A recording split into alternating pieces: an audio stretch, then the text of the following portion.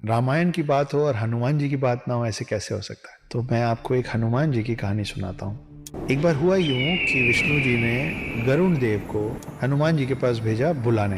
तब तक हनुमान थोड़े बुजुर्ग होने लग गए थे। गरुण वैकुंठ धाम से विष्णु जी के आदेश पे उड़ के गए और वो पहुंचे हनुमान जी के पास पृथ्वी में। उन्होंने बोला कि विष्णु जी आपको याद कर रहे हैं, चलिए। हनुमान बैठ के राम जप कर रहे थे। हनुमान बोले कि आप चलिए, मैं पीछे पीछे आता हूँ आपके। गरुड़ को लगा मुझे तो सिर्फ यही कहा गया था कि इनको इन्फॉर्म करना है, इनको सूचित करना है, मैंने अपना काम कर दिया। फिर भी गरुड़ को लगा कि अब ये बूढ़े हो रहे हैं, इनको मैं ले चलूंगा तो इनके लिए रास्ता आसान हो जाएगा। गरुड़ को इस बात का बहुत गुमान हो गया था, बहुत अहंकार हो गया था कि गरुड़ से तेज और कोई नहीं उड़ सकता। तो गरुड़ ने बोला कि आप थोड़े बुजुर्ग हो रहे हैं, आइए आपको मैं अपने साथ ले चलता हूँ, मुझ पे बैठ जाइए।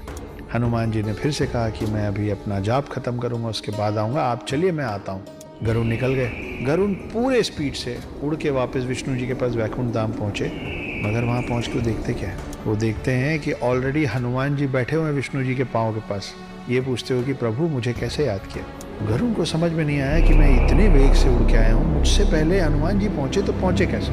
और उनके दिमाग में एक और सवाल था कि अगर हनुमान जी यहाँ पहुंच भी गए थे तो द्वारपाल जो उस दिन सुदर्शन चक्र थे वो हनुमान को अंदर कैसे आने दिए।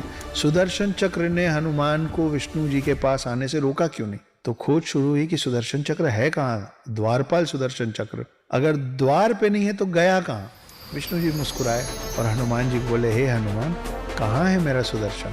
हनुमान जी ने मुंह खोला और मुंह के अंदर से सुदर्शन चक्र निकला। सुदर्शन चक्र को इस बात का अभिमान हो गया था कि उससे ताकतवर कोई अस्त्र शस्त्र नहीं है, और गरुड़ देव को इस बात का अभिमान हो गया था कि उनसे तेज कोई उड़ नहीं सकता। हनुमान जी ने एक ही सफर में इन दोनों की सारी गलतफहमी दूर कर दी थी। वो अस्त्रों में सर्वश्रेष्ठ सुदर्शन चक्र को निगल गए थे और गरुड़ से पहले विष्णु जी के पास पहुंच गए थे। ये हैं हमारे हनुमान।